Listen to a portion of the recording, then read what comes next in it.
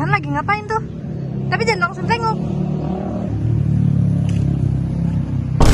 Lah, kok hilang? Nih, Kalian lagi ngapain? Lagi ngebahas penggunaan mikroskopis kayu nih. Emang mikroskopis kayu itu apa sih? Jadi, struktur mikroskopis bisa diamati dengan lup dan mikroskop. Lalu, struktur mikroskopis yang diamati dapat berupa jari-jari, sel pori-pori, sel interseluler, saluran getah. Manfaat dari pengamatan mikroskopis yaitu untuk memahami karakteristik kayu agar bisa mengetahui jenis dan kekuatannya. Capek ah. Kayu balsa merupakan jenis pasgrowing spesies dengan kerapatan rendah. Keunggulan kayu ini yaitu pertumbuhannya sangat cepat dan berbatang lurus. Dikarenakan kayu balsa memiliki tingkat kepadatan yang rendah serta berbobot ringan, maka material yang satu ini pun sangat mudah dibentuk untuk dijadikan bahan utama dari pembuatan berbagai jenis perabotan rumah tangga, seperti sandaran kursi makan. Namun, terdapat hal menarik lain di mana kayu balsa juga dapat menyerap getaran ataupun guncangan sehingga lebih mudah untuk dipotong serta direkatkan.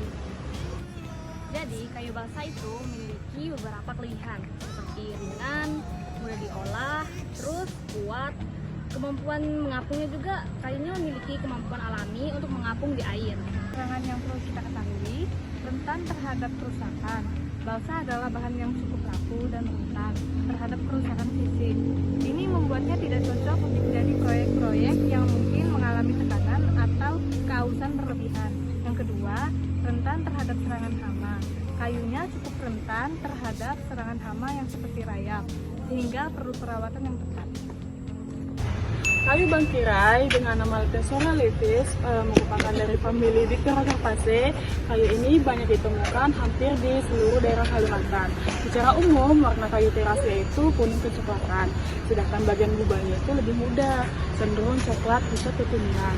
Teksturnya itu halus sampai agak kasar, terus serat kayunya itu lurus, dan itu permukaannya itu terasa licin, dan kadang berubah juga jadi agak kesat.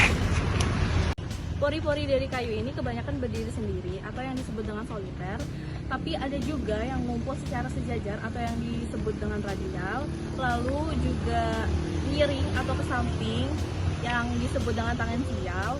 Bentuk porinya itu bulat atau lonjong dan biasanya banyak filosisnya. Parenkim dari kayu ini ada dua jenis yang nempel di sekitar pembuluh paratrakeal. Bentuknya kayak selubung lengkap dan tersebar di apotrakeal. Bentuknya kayak pita pendek searah tangensial atau tersebar acak. Kayu bangkirai itu termasuk susah buat dikeringkan karena dia gampang retak, pecah maupun berubah bentuk. Kayu ini juga kurang cocok buat pembuatan finir ataupun kayu lapis karena dia keras dan berat banget. Tapi walaupun keras sebenarnya masih bisa dikerjain kok. Kayu ini bisa dipotong pakai gergaji khusus yang ujungnya kuat dan bisa diserut sampai halus asal sudut-sudutnya kecil. Tapi kalau mau dipaku sebaiknya dibor dulu ya biar gak gampang pecah. Karena kayu ini juga tahan lama dan kuat. Biasanya dipakai untuk konstruksi berat, baik yang di dalam ruangan maupun di luar ruangan.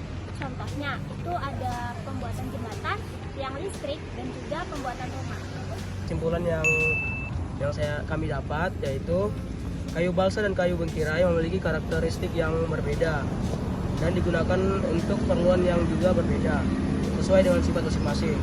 Kayu balsa dikenal sebagai kayu jenis kayu ringan dan cepat tumbuh dengan kemudahan dalam pengolahan, daya apung tinggi serta sifat isolasi termal yang baik. Namun kekuatannya yang terbatas serta kerentanan terhadap kerusakan fisik dan serangan hama membuatnya kurang cocok untuk konstruksi berat. Sebaliknya, kayu bangkirai merupakan jenis kayu yang memiliki sifat keras, kuat, dan tahan lama, cocok untuk konstruksi yang berat di dalam maupun luar ruangan, meski pengerjaannya cukup sulit karena keras dan berat. Kayu ini memiliki ketahanan yang baik terhadap keausan dan tekanan fisik.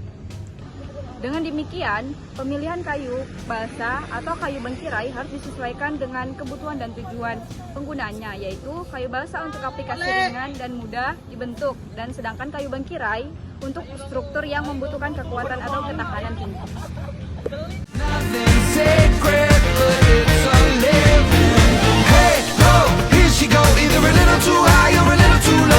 Self-esteem and vertigo, 'cause she thinks she's made of candy.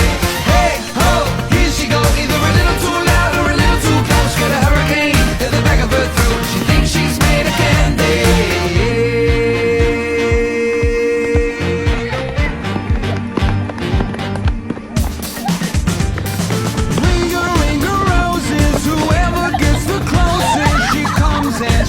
Kami kelompok 4.